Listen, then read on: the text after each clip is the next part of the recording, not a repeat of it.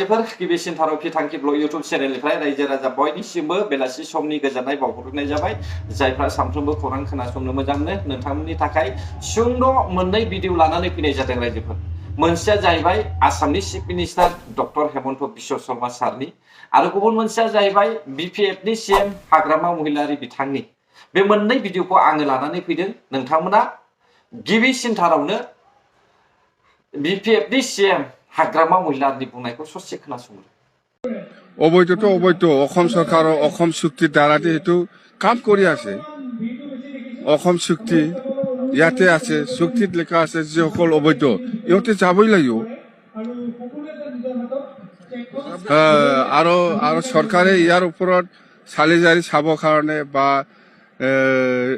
Investigation কৰিবৰ কাৰণে ইয়াত কমিটি আছে, অসম চুক্তি ৰূপায়ণ কমিটি। ইয়াৰ দ্বাৰা কাম কৰিব লাগে।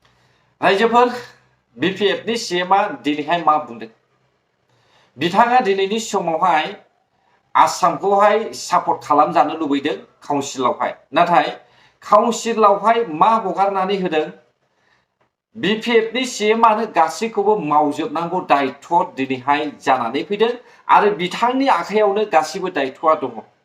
दानिया बिपिएफनि सीएमनि बुंनायनि फिननायखौहाय आसामनि चिफ मिनिस्टारा मा बुंदों खोनासंदो रायजो।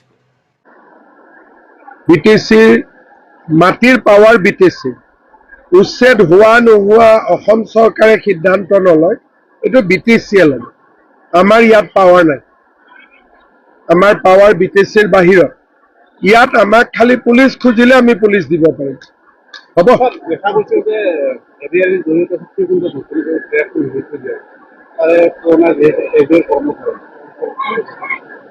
এইটোৰ ওপৰত বৰ্ডে জানিব, মোৰ ইমান আইডিয়া নাই। কিবা থাকিলে মই সুধি ল'ম বাৰু। हा इभिक्सन खालामनायनि बाथ्रा रायजोफोर, आसामाथ' गावसोरनि खामानिखौ मावगासिनो दंखायो। दा आसामनि chief minister doctor Hemant Biswa Sharma सारा क्लियारलि बुंनानै होखाबाय दे हाग्रामा महिलारिनो बिटिसिआवहाय हगारनानै होजोबबाय। अब्ला रायजो राजा नोंथांमोन, दिनै दायित्वआ हाग्रामा महिलारि बिथांनि।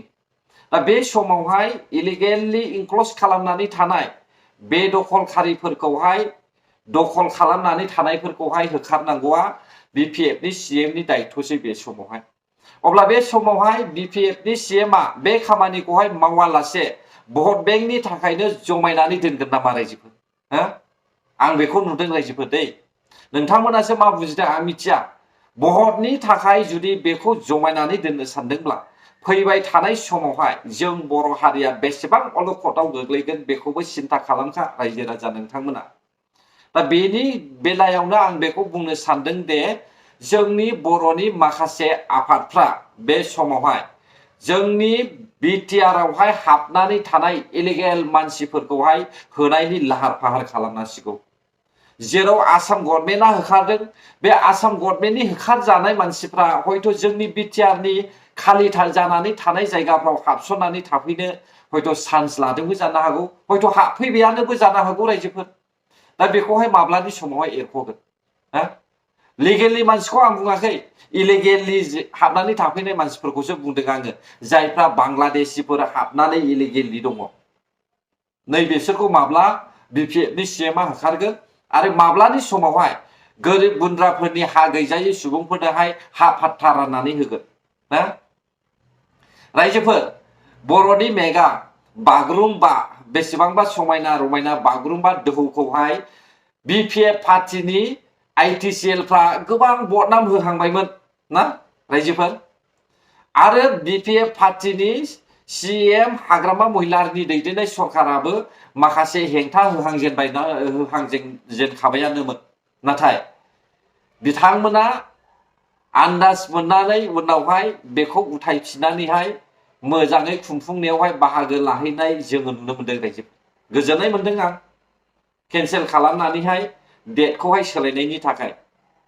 दा बेसेबांबा खुथाब नांथाब नाजाबाय इउपिपिएलनि सीएम प्रमद बर' सार आरो इउजि ब्रह्म सार आरो आबसुनि आफादगिरि दिपेन बर' सार, बर' थुनलाइ आफादनि आफादगिरि नीलकान्त गयारी सारमोन, बिनि लोगोफोर बेसेबांबा खुथाब नाजानायनि गेजेरजों फाइनालि बागुरुम्बा दोहौआ साक्सेसफुल जाबाय रायजोफोर अब्ला बेसेबां गोजोनथावना रायजोफोर दिनै UPPL आ जेरै सिमां नुदों बे सिमांखौ दानो बिथांमोना साक्सेसफुल खालामबाय आरोबाव बिथांमोननि सिमाङा गोबां दंबावोमोन नाथाय सरखार बायबाय हयथ' सरखारा फैफिनगोन सानसे बेसेबावथो BPF पार्टियालाय सान्स मोनबाय थानो ना सरखाराथ' दिनै बैनि ला गाबोन बैनि मिथिबाय दा नैबेखौहाय सिन्था खालाम आंथ' दिनै गाबोन नुखादोंसै BPF पार्टिखौहाय रां बुथुमनायल'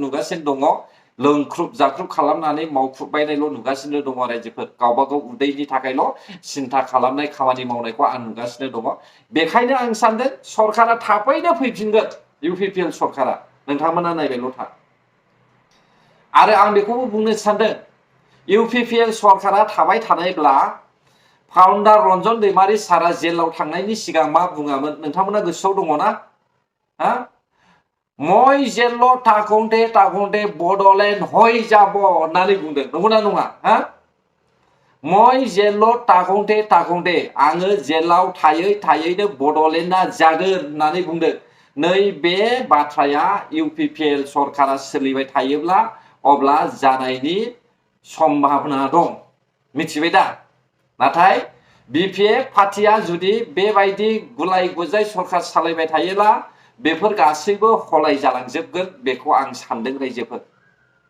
दा NDBफ्रासो मिथिसिगौ बिथांमोना जायफ्रा रियेल NDB बिथांमोनाथ' माब्लाबाबो थाखा फैसानि थाखाय सानाखै आरो बिसोरो पार्टिजोंबो थाखायाखै मिथिबाय दा आरो पार्टिजों गोरोबदोंब्लाबो मोजां NDBआ मोजां सरखारजोंनो नांथाबनानै दङ आं बेखौहाय सानदों रायजोफोर जायफ्रा गावनि उदैखौल' सानदों बिथांमोनासो गोदाव सोराव सरखारजोंहाय थाफालाबायनानैहाय ससियेल मिडियायाव गोदाव सोराव बाथ्रा बुंलाबायदों जों बेखौ नुदों गोजोन्थों अब्ला जायफ्रा आंनि भिडिअखौ जोबजासे नायबाय बर' हारि जै जाथों जै बर' हारिनि